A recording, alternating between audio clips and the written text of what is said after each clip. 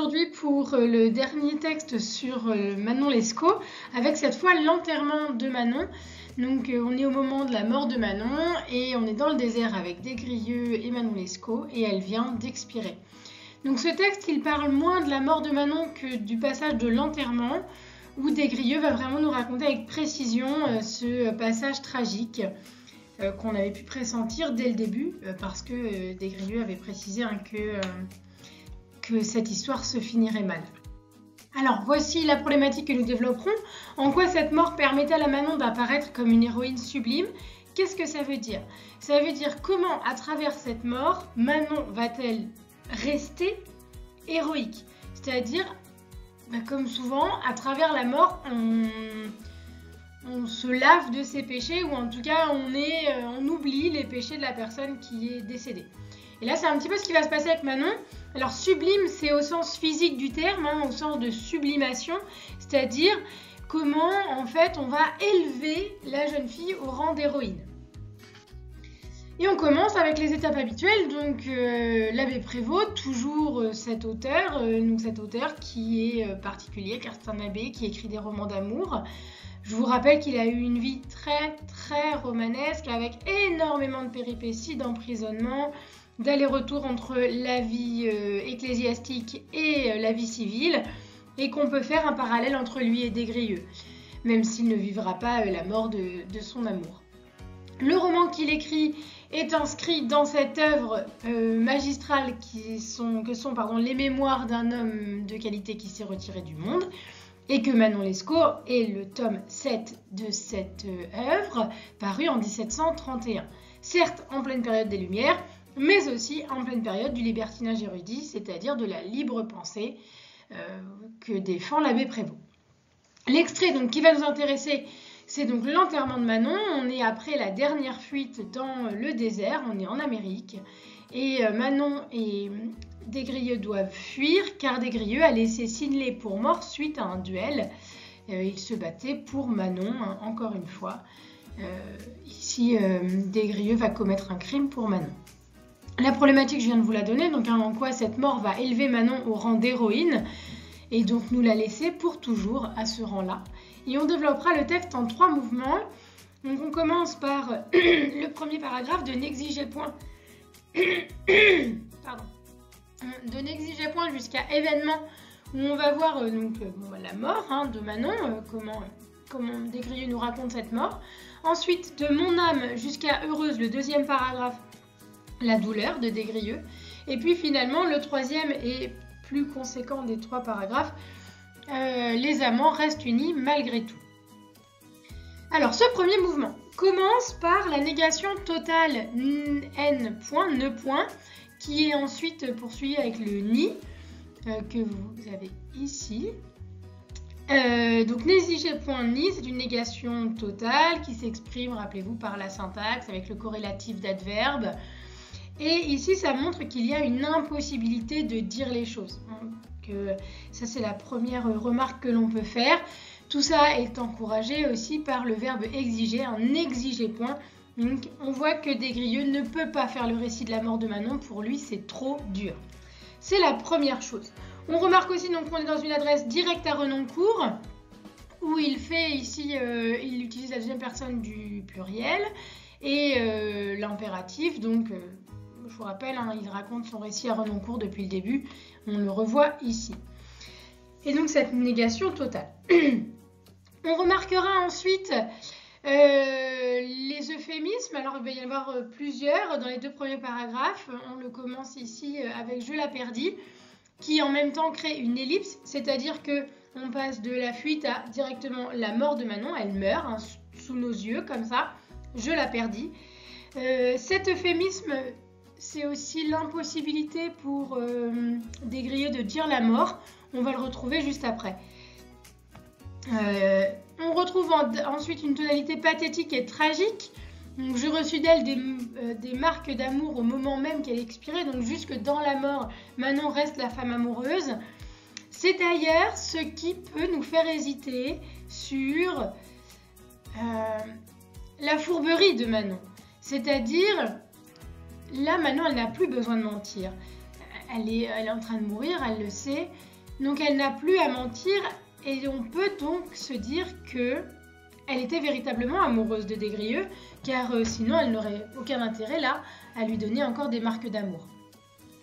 Ensuite donc, on retrouve l'euphémisme là avec le moment qu'elle expirait et puis fatal événement. Donc Des Grieux n'arrive pas à associer le mot mort à son amour, à cette femme qu'il a aimée tout au long de ces 2 ans là qui se sont écoulés. Et oui, c'est que 2 ans maintenant, parce que c'est pas long cette histoire d'amour. Mais ça a suffi pour faire pas mal de ravages, surtout sur la vie de Des Grieux. Donc voilà pour ce premier mouvement. On voit que en fait le récit de la mort il est très très bref, il se situe en presque 3 mots, je la perdis, et c'est tout. On apprend que jusqu'au bout elle va être dans les bras de Des Grieux, il reçut d'elle des marques d'amour. Les marques d'amour c'est une périphrase pour parler des baisers qu'il reçoit d'elle. Et on voit que Des Grieux est trop touché par ce moment pour être clair et dire qu'elle est morte. Il ne fait que passer par l'euphémisme. Voilà pour ce premier mouvement. Deuxième mouvement, on va avoir cette fois une omniprésence de la première personne du singulier. Alors si je reviens sur le premier mouvement, on l'avait déjà en fait. Si vous prenez dans le premier mouvement, on avait déjà le moi, je, mes sentiments, je vous, je l'ai perdu, je reçu, j'ai la force. Et là, on continue avec mon âme me trouva, j'ai traîné et je renonce. Cette omniprésence du je, elle marque l'opposition entre ce que Des Grieux est maintenant seul et le nous qu'il y avait auparavant quand Manon était encore vivante. Donc il y a une volonté de mettre en évidence la solitude de Des Grieux, qui est la première forme de sa douleur. Avec cette utilisation excessive du jeu. On a ensuite le vocabulaire de la religion. Mon âme, le ciel est puni. Tout ça pour nous montrer que Des Grieux prend la mort de Manon comme une punition divine. Il semble être puni par Dieu pour ne pas avoir suivi la voie qui lui était tracée. Je vous rappelle, il devait être chevalier de l'ordre de Malte, donc rentrer dans les ordres. Ce qu'il n'a pas fait pour s'enfuir avec Manon. Il poursuit avec l'hyperbole une vie languissante et misérable, donc une vie de douleur, douleur extrême qu'il subit maintenant, mais douleur extrême choisie, car on le voit dans la dernière phrase, je renonce volontairement à la mener jamais plus heureuse. Donc on a l'expression de la négation avec le verbe renoncer, et avec l'allocution adverbiale jamais plus, donc négation ici qui s'exprime par le lexique, négation totale qui marque bien le choix et la volonté, et d'ailleurs c'est soutenu par l'adverbe volontairement. Donc Des Grieux abandonne la vie heureuse et c'est clairement un malheur choisi ici. Donc dans ce deuxième mouvement, on retrouve donc la solitude de Des Grieux, sa douleur surtout qui s'exprime dans ce texte. Et on va passer maintenant au cœur du texte, c'est-à-dire l'enterrement de Manon. L'enterrement de Manon qui donc occupe la majeure partie de cet extrait et qu'il va largement décrire. Alors on y va. On commence ce mouvement 3. Alors le mouvement 3, il va être un petit peu compliqué pour moi à étudier parce que vous allez voir le texte est sur 2 diapos. Donc il va falloir que vous soyez attentifs. On commence par l'usage tout au long de cet extrait du passé. Donc on est bien dans un récit rétrospectif. Si vous regardez, on est au passé simple et à l'imparfait ou au plus que parfait. Je demeurais, j'étais, je fis, m'avait causé, je fus obligé, rendir, trouver, tirer, j'y placer, j'ensevelis, j'avais porté, me coucher, enfin bref, tout le texte est au passé simple, on est vraiment dans le récit. Et ce récit qui nous plonge dans la vie de Des Grieux, on va vivre ce moment avec lui le revit, nous le vivons avec lui. Ça c'est la première chose, il souhaite nous faire partager sa douleur. Cette douleur, elle commence par une hyperbole où il nous dit que ça a duré plus de 24 heures. Donc on a déjà ici l'hyperbole, c'est un long processus, ça va être douloureux. Et en plus de nous donner cela, ça nous donne aussi une temporalité. Donc on commence par le premier jour. Le premier jour, il est attaché à la bouche de Manon pendant 24 heures. Et au commencement du second jour, donc on sait que ça va durer 2 jours, hein, ce processus. Par la suite du texte, il poursuivra en disant qu'il l'ensevelit pour toujours. Donc il y a vraiment une notion de longueur dans cette étape-là. On retrouve ensuite le champ lexical de la passion, donc qui nous dit qu'il a la bouche attachée sur le visage et sur les mains de Manon. On a ensuite, plus loin dans le texte, il nous dit l'avoir embrassé 1000 fois avec toute l'ardeur du plus parfait amour. Donc une dernière étreinte très importante. On sent que Des-Grieux veut laisser son empreinte dans le corps de Manon et qu'il veut s'attacher à elle, la conserver le plus longtemps possible. D'ailleurs, il parle de Manon avec hyperbole et surtout les possessifs. Donc là, il nous dit « ma chère Manon » et plus loin dans le texte, il dira « l'idole de mon cœur » où il parlera d'elle avec cette périphrase « ce que la terre avait porté de plus parfait et de plus aimable ». Donc Manon est complètement idéalisée, elle apparaît comme la femme parfaite, laissant de côté tout ce qui a conduit les amants à quand même ce moment tragique de la mort. C'est-à-dire que c'est à cause d'elle, en partie quand même, qu'on en est là. Et là, on oublie tout ça, hein, tout cela est laissé de côté. Manon est complètement idéalisée et c'est cette image qui restera chez le lecteur pour toujours. On poursuit avec la volonté de Des-Grieux de mourir, et ça, il va quand même le dire 3 fois. Première fois, il nous dit « mon dessein était d'y mourir », donc voilà, il annonce très clairement sa volonté de mourir sur place avec Manon. Il poursuit ensuite avec « je formais la résolution d'enterrer et d'attendre la mort sur sa fosse ». Deuxième fois qu'il nous dit qu'il va mourir avec Manon. Et il poursuit avec la dernière phrase de cet extrait « j'invoquai le secours du ciel et j'attendis la mort avec impatience ». Donc par 3 fois, Des-Grieux exprime la volonté de mourir sur la tombe de Manon et d'accompagner Manon jusque dans la mort. Mais ça ne viendra pas. Il poursuit avec 2 autres hyperboles, enfin 4 autres hyperboles en tout. Il nous dit que Manon va devenir la pâture des bêtes sauvages, c'est-à-dire que s'il ne l'enterre pas, son corps sera dévoré par les animaux errants. Il nous dit aussi qu'il était si proche de sa fin, donc vraiment à l'extrême fin de sa vie, près de mourir. Il poursuit, on a 2 autres hyperboles un peu plus loin dans le texte, avec « j'ouvris une large fosse et l'envelopper de tous mes habits ».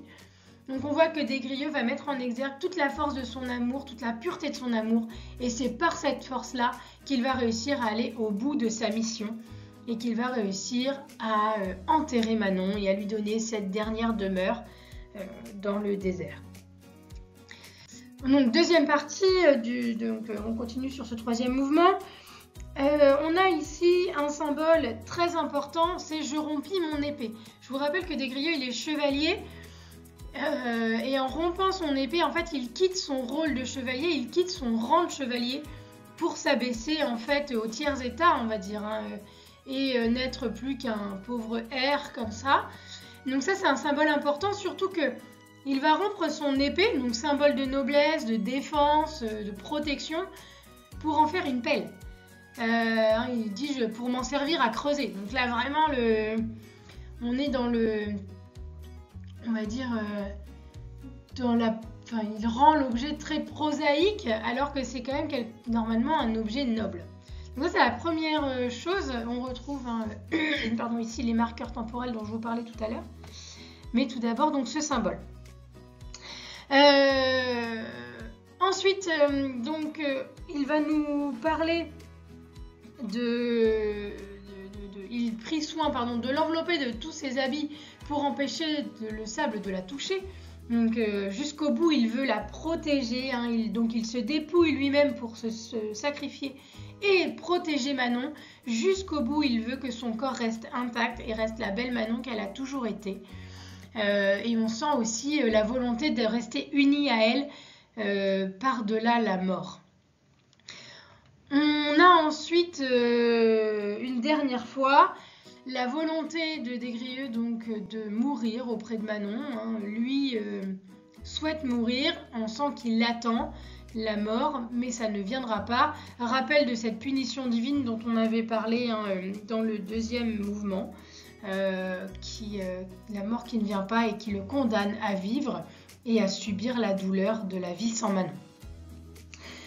Voilà pour cet extrait sur la mort de Manon et surtout donc l'enterrement de Manon. On pourra conclure en disant donc que c'est grâce à cette mort que Manon va rester l'héroïne que l'on connaît et que c'est par cette mort qu'elle sera réhabilitée. Sans elle, elle serait restée... elle pourrait avoir conservé l'image de la jeune fille débauchée que l'on a pu voir tout au long du roman. Mais c'est cette mort qui fait d'elle l'héroïne tragique par excellence, on va dire. Des Grieux, lui, est condamné donc à rester seul dans le monde des vivants. Souffrance ultime pour le chevalier. Et je vous conseille de faire du lien entre ce texte et les morts d'autres grandes héroïnes. Alors, la mort d'Emma Bovary, si vous l'avez vu. La mort de Juliette. De Roméo et Juliette, bien sûr. Mais il y en a beaucoup d'autres. L'héroïne qui meurt alors que le héros reste en vie, c'est un topos littéraire que l'on retrouve régulièrement, donc n'hésitez pas à vous en servir. On peut ouvrir aussi sur un des nombreux tableaux qui a représenté la mort de Manon. Ici le tableau de Léopold Flamand, où on voit donc des Grieux pleurer sur le corps de Manon étendu dans le désert. Voilà, ça c'est la deuxième et dernière explication linéaire sur Manon Lescaut. Je vous souhaite une bonne fin de journée, de bonnes révisions pour le bac et bon courage.